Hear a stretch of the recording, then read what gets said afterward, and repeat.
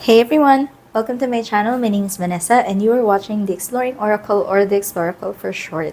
So lately I've been showing you my entire deck collection, putting them into categories, choosing which ones I'll keep, which ones I'll be rehoming, and which ones I'm still thinking about. And for this week, I am taking a look at all my art decks. And by art decks, I mean those that either use public domain imagery, or those that I was drawn to purchase primarily because of the art. And I know what you're thinking, especially if you've been watching this channel long. Most of my deck purchases have been because of the art. But I was able to put some of those other decks in other categories, and these are the ones that I think we can just, appreciate the art. So this one could be a bit long. I do have a couple in this category, but I hope you enjoy looking at tarot card images because we will be going through a lot of them in this video. And I do have a playlist of all of the other videos that I have created as the different categories in my collection. And if you're interested, please go and check it out. Okay, so now that's already a long intro. Let us start. So let's start with one of the newest decks in my collection. This is the Naked Truth Tarot, the first edition by Mustafa. So this was a Kickstarter that I backed, and I love this deck. So the information in the guidebook is quite.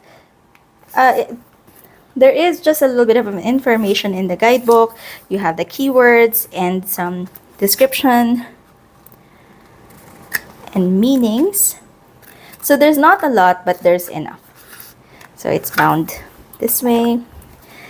And I believe this is mostly public domain art, but some were edited to follow the theme of the naked truth. So there is a lot of nudity in this deck, but I do think that it is tastefully done, and I really don't mind nudity in decks.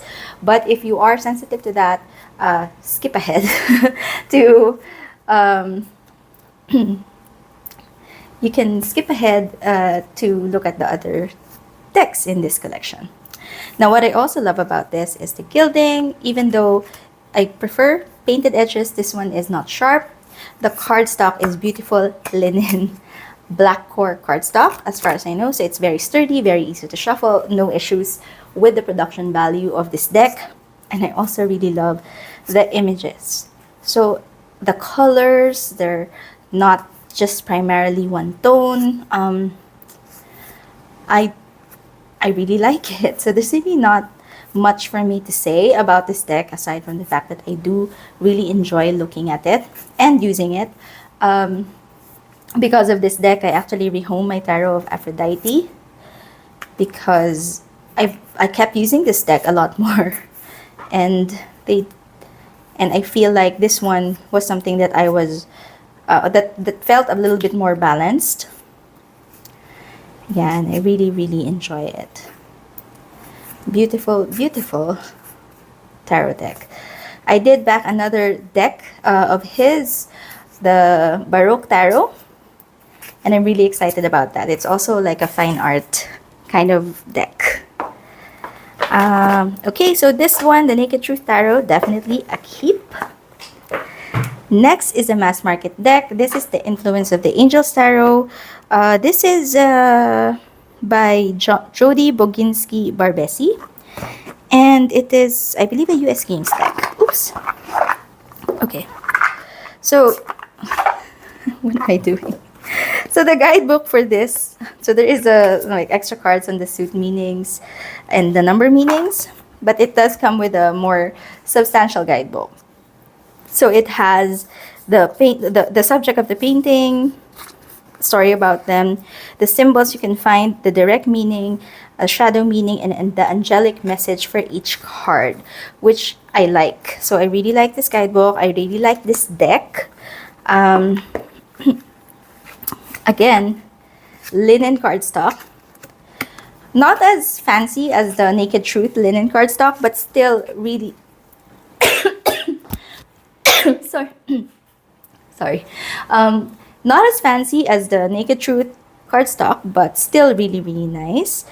There is an angel in each of the cards. Some are not as obvious, like, but there is usually an angel incorporated in each of the cards in this deck. But it isn't, um, if angels aren't your thing, I still think it is, well, I don't know, it feels like it's not as noticeable for some of the cards. But yeah, I personally love angels. I love working with my angels, and I really like this deck. So the art is also feels like it's really a painting that you look into with a frame, and yeah, it's easy to shuffle. The colors, I like the colors, the tone, the overall tone of the deck. It's a really good reader and also really well done. So this one, Influence of the Angels, is a keep in my collection. Lastly, we have the Golden Tarot, at least for this section of decks. This is by Cat Black. It's actually one of the more famous, I suppose, decks of this style. So the guidebook is also informative, which it has the reverse, the upright meaning, and you have the list of artwork, sources of the artwork at the back. So you can look them up further if you are drawn to a particular image. So that, now this one I got secondhand, and I actually had a miscommunication with the seller because I asked if it was the linen version and they said yes, but obviously it is not. For that reason alone, I will be rehoming this deck. I'm not gonna keep it. I'm still on the lookout for the linen edition. I do like the art, but I don't like the cardstock. So this one would be a rehome. I'm still on the lookout for the linen edition, but it's not a priority, especially since I am enjoying the Naked Truth Tarot and the Angel Influence of the Angels Tarot. But this one is also a really nice deck. And if you like this type of art style, you can go check it out. Because I believe all of the newer editions of this deck is already linen, and the older editions are the ones that are glossy. So I'll probably be gifting this, I think. But yeah, this would be a rehome. Next, let's take a look at this deck. This is the Love Oracle of Eden, and this one comes in this fancy packaging. The guidebook is just a page for each of the cards. So you have the keywords, the meanings, and the mantra or an affirmation. And then these are the cards. And these are absolutely stunning cards. I do have a full flip through of this where I gushed about it because I really, really love the art on this deck. I love the keywords. I do love the production value. It feels high quality, but it's not my favorite packaging because I feel it's a little bit difficult to get into. But yeah, I like that it's diverse. I like that the keywords are a mix of both positive and negative keywords. And I don't know if I would have liked this better in a different cardstock, but it feels rose petally at the back but glossy in front. And this is a card that I bent actually during that flip through, and I thought that I didn't, but upon closer inspection I did. But it still looks fine at the back, and you can use it without any issues. So yeah, this is the Love Oracle of Eden. Really beautiful deck. A bit difficult to get the cards back into the box, which is why this packaging isn't exactly my favorite. But it looks nice. And you also have this pouch to protect the box. Okay, what else we have here? Let's look at these two. So this pair of decks is from Nikki Ferrada. This is the Star Seeker Tarot and the Star Seeker Oracle. Now, I used to have the mini version of this Star Seeker Tarot, but I rehomed that and picked up the full size when I backed the Star Seeker Oracle on Kickstarter. Now, this, of course, watercolor, it's really an art style that I am quite drawn to, and I love Nikki Ferrada's energy. I feel that it also translates to the cards. So she created this, she also wrote a guidebook, and she does card readings or pick a card readings on her Instagram. So just her energy is very gentle, very supportive, and I feel that in this deck. Now, I don't really particularly like rose petal finish, but this one isn't that bad. So it is a little bit darker though when you look at the color tone, but I am really, really drawn to this art style as well. So I'm just showing you the cards. It's not a full flip through, but just so you have an idea. And you know, if you're like me, I just like looking at cards. That's a big reason why I collect tarot decks, different tarot decks. I don't read for others. I just mostly read for myself. So I don't really need a lot of decks per se, but I do love collecting them because of the art. Now, for the Oracle, the cardstock is a little bit different. It's more matte, so it's a little bit easier for me to handle compared to the tarot. But yeah, also similar art style. You have keywords, also a good balance of positive and negative keywords. Really beautiful imagery. And something that I enjoy working with. Oh, she does have these cards that are more like affirmations. I just shuffle them inside, but you can also take them out and just use the oracles. I mean the cards, the illustrated cards.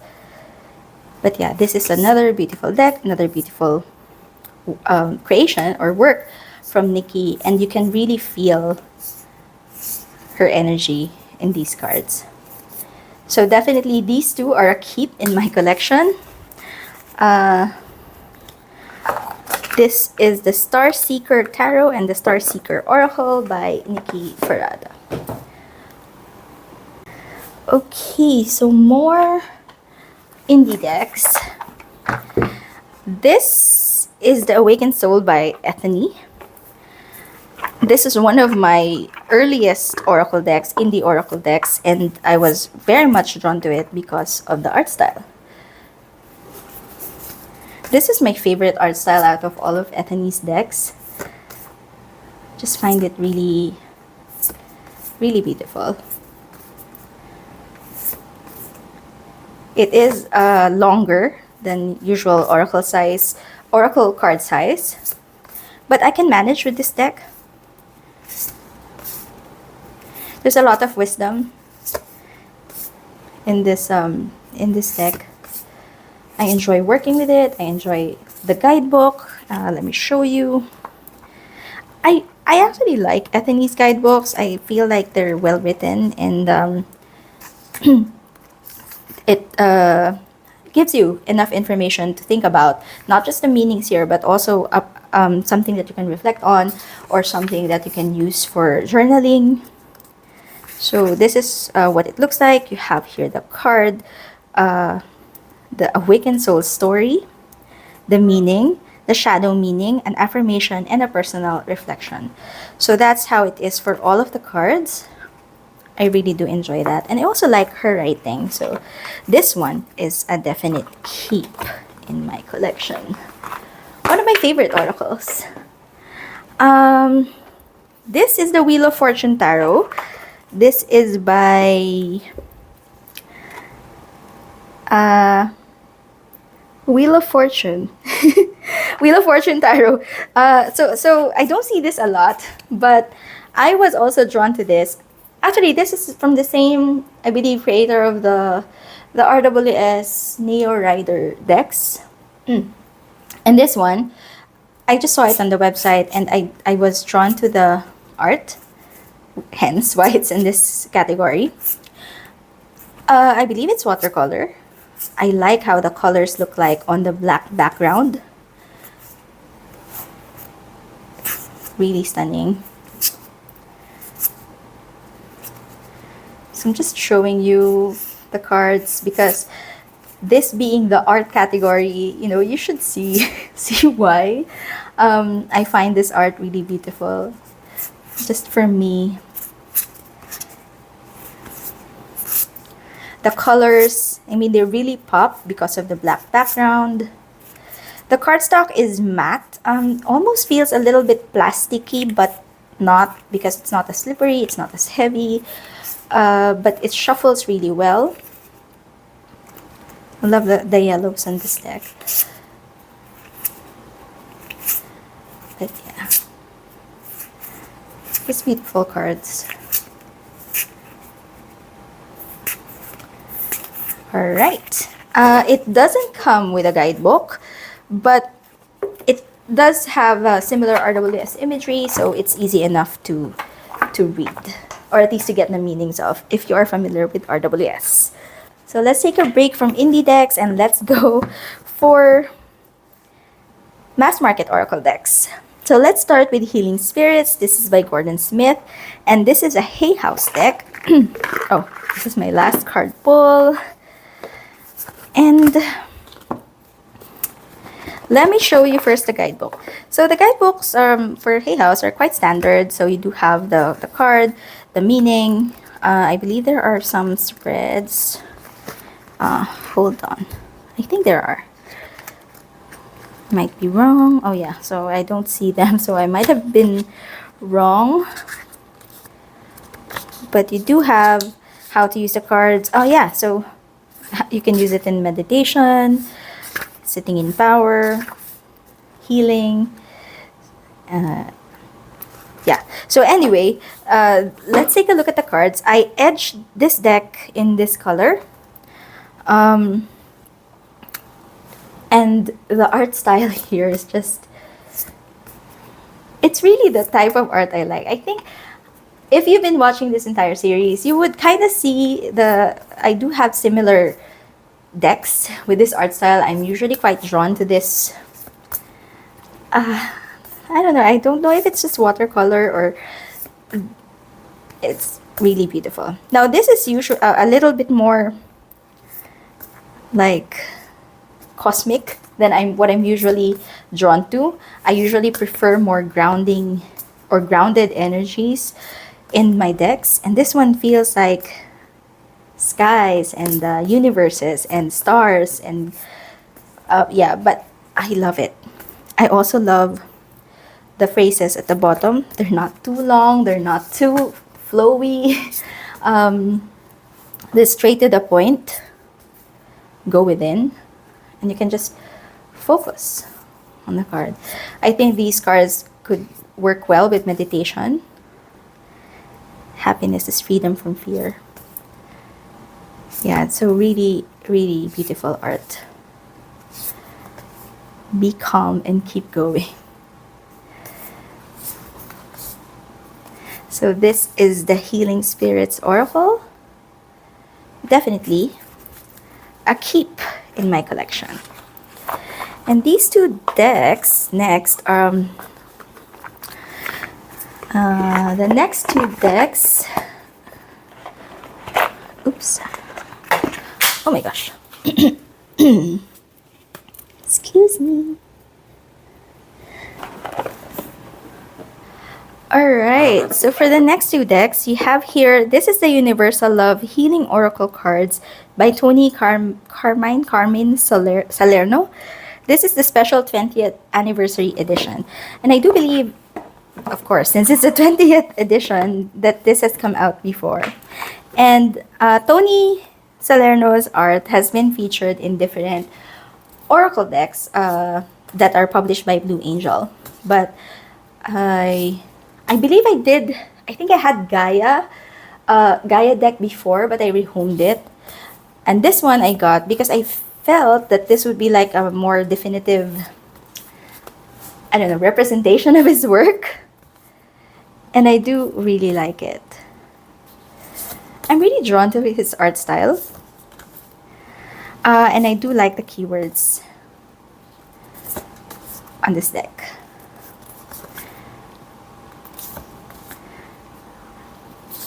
So just showing you the cards. The cardstock is matte. It's a Blue Angel matte cardstock. Quite thick, but feels sturdy, bounces back. It is gilded. And wow, really beautiful. Heaven and earth. Inner child. Listening. So yeah, so a lot of beautiful cards in this deck as well. So just showing them to you, just so you can appreciate the art. The guidebook for this, so there is some, I don't know if it's glitter, but it feels like the gilding comes off. But I'm sure with time it will be fine. So the guidebook for this just shows you a thumbnail of the card, the keyword, and the meaning or additional information about it. Now, I normally don't resonate with Blue Angel guidebooks. This one, I'm okay. I'm okay. It's still not my favorite, so usually I don't actually refer to the guidebook for this deck, which is strange because I usually use the guidebooks, especially for oracle cards. But sometimes I feel like Blue Angel decks are a little too love and light for me, if that makes sense, or if you get that reference. But yeah, so that's why I don't usually look at the guidebook. But anyway, so this one is the Oracle of Delphi. Again, a Blue Angel deck. But this one surprised me. I don't usually go for collage art, or it's not something that I'm usually drawn to. But this deck, it drew me in. I'm not sure if it's because it feels like the Greek pantheon, which is something that I have always been interested in. But even, you know, some of the cards don't look like that, but I enjoy looking at them.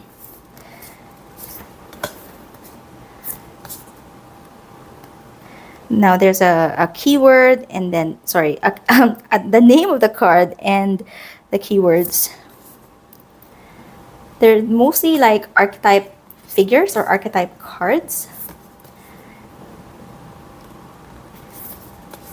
And this is what they look like. So heavy references to the Greek pantheon, but overall, a really beautiful deck as well. And the guidebook for this one is not as, I feel like it's more balanced. So you have the name of the card, you have the keywords here, like it's a mantra or an additional phrase, some information about who they're depicting,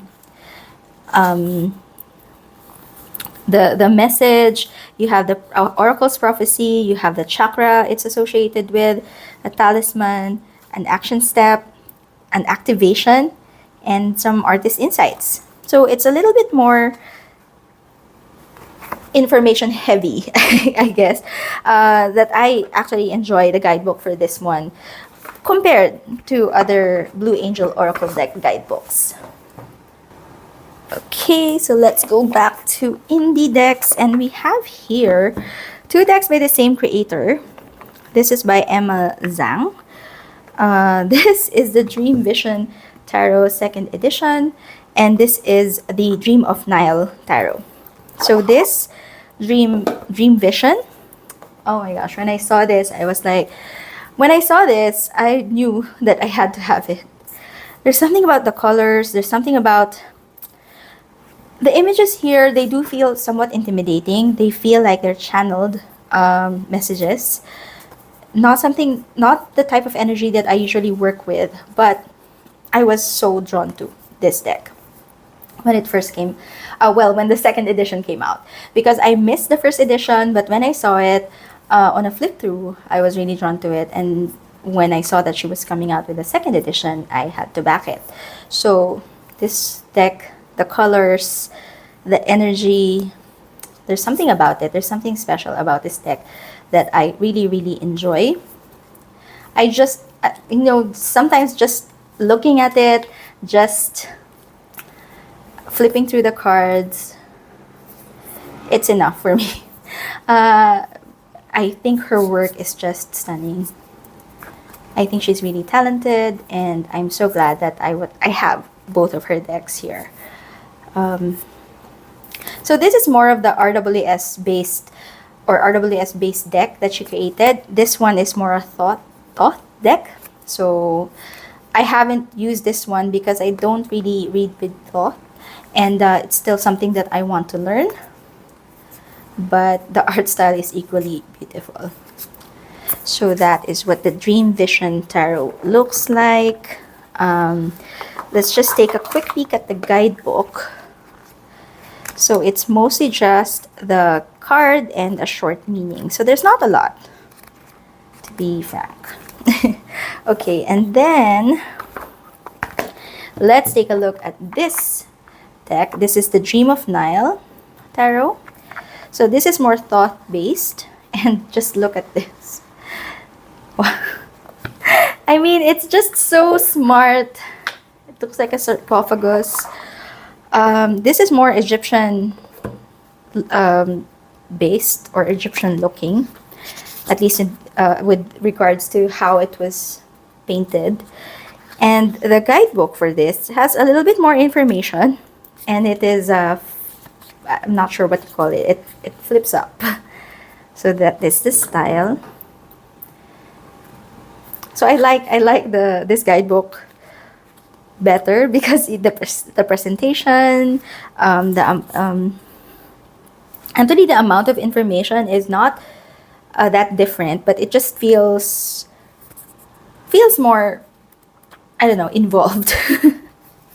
Okay, and then let's take a look at the cards. Now, this one I prefer the cardstock of because it is linen, my favorite cardstock. There's also these gold embellishments on the cards, and just look at these. So it's still the same style, but drawn in a different. I'm gonna say style again. I don't know what you mean, but yeah, there's influence of aliens here. But yeah, so I just find it really beautiful. And I haven't really been drawn to read with a thought deck before, but I'm hoping that this could be a deck that could help me understand that or start reading into it, because there's a lot of insight that you can glean from thought style reading. And I do have a book, hold on, let me show you, that I'm hoping would also help me with my thought study. Hold on. Okay, so this is Understanding Aleister Crowley's Thought Tarot by Lon Milo Duquette. This is the new edition. This is new. But I am hoping that this would help me or draw me into thought. I don't know if it's because of Crowley, which is why I'm kind of hesitant about learning the thought tarot. But I don't know. I just feel like, there could still be a lot to learn about that system that I wouldn't get from RWS. So let's see. I haven't used this yet, but maybe sometime this year or early next year I can start looking into it and start reading about the thought tarot, and let's see where it goes.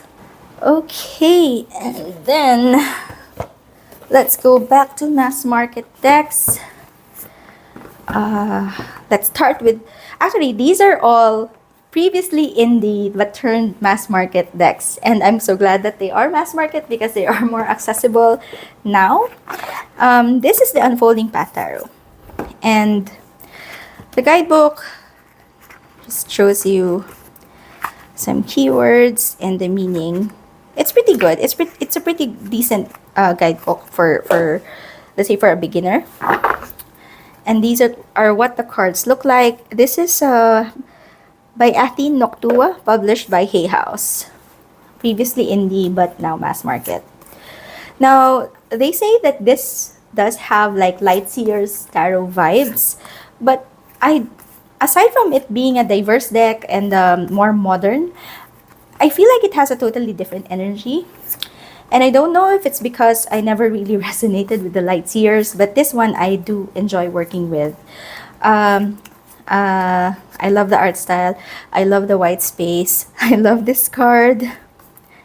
I do love seeing older people on decks, in decks. And yeah, the diversity is a plus. You know, it's not something that I usually look for or specifically look for in decks, but I do enjoy it when it's there. Especially if it's not just like a token diverse person. But yeah, I do feel this has a different energy compared to the Lightseers, and I do enjoy working with this a little bit more. And yeah, just really beautiful art as well.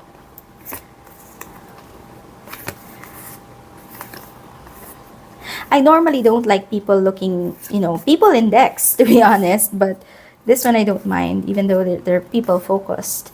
I have fewer decks that are people focused compared to other decks in my collection that are, let's say, nature based or animal based. Yeah. Okay, so that is the Unfolding Path. I will be keeping that one. And the Fyodor Pavlov. This is by US Games. Oops. So it has a really good guidebook. Hardbound. Glossy paper. It talks about the artist's interpretation of the cards and why they drew the art that way. So I think that's a good additional information to get as well. It's an Art Nouveau type style deck, and I really, really like the art here as well. It is also in my favorite linen cardstock.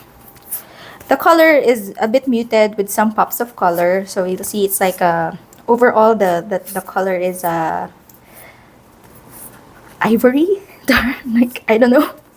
It's also quite a diverse deck. You have the pops of color. I do enjoy the art.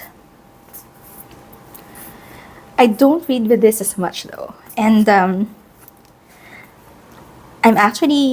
think I'm a maybe on this one. As much as I like the art, as much as I like that it's linen, it's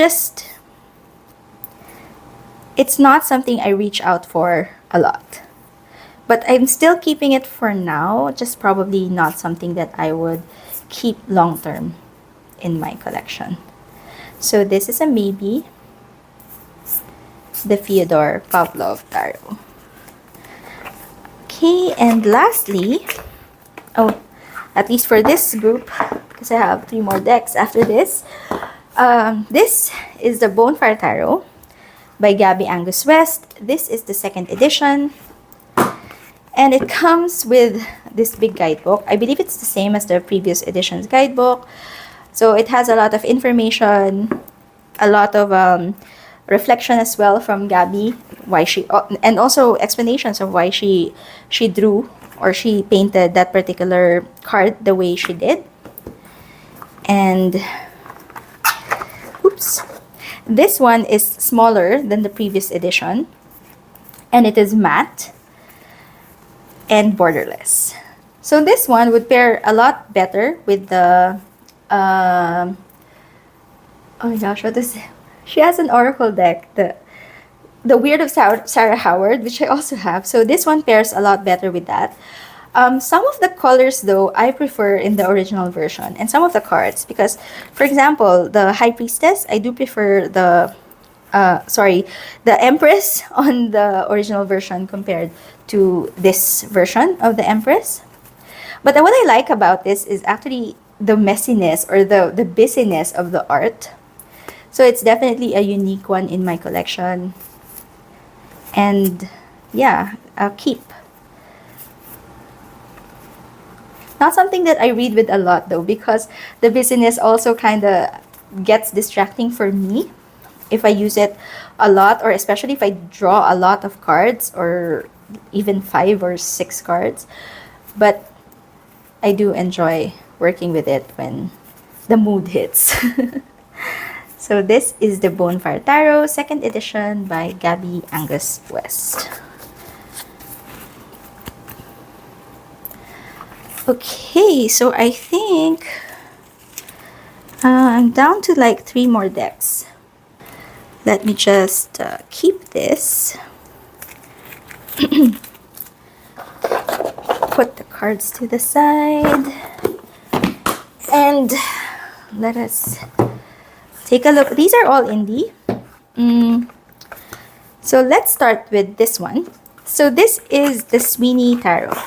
I believe this is an older deck. I got this from Game Crafters. It is printed in linen. I also purchased the guidebook for this on Amazon. Yeah, so this one I was drawn to because the cards look like a graphic novel. Scenes from a graphic novel. It feels like it can aid me really with the storytelling of how tarot should be read, because the characters, there are characters in the cards themselves that tell a story. So I haven't really read the guidebook, but I feel that it would really help with how I read with this deck. And the art style is very unique. It just looks like comic book panels. And yeah, very, very storytelling-like. And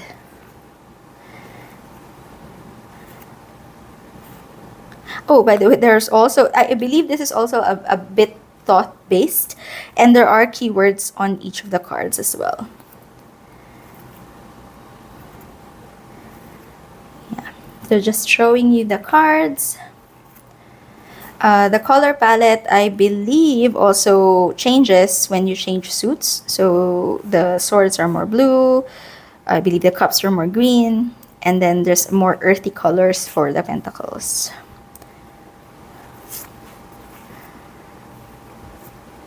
Alright. So that is the Sweeney Tarot. Next is one of my favorites. This is the Sasore Bito Tarot by Stasha Burrington. I believe the nickname for this is the Sassy Burrito. The guidebook here is small but insightful. So I did get a lot of insight from the guidebook. I like the way Stasha writes. And this is like my 3rd copy of this deck. But mostly, the first 2 were secondhand, and this one I got brand new. But yeah, I love the art style here as well. It's unique. It's also like a bit of almost like a Japanese manga, but not completely. There's a lot of cards here that are not traditional RWS but make a lot of sense. So it's also quite diverse. A little bit pippish, but I don't really mind that. And there's a card here. I think my favorite was, I believe it was the 8 of Cups.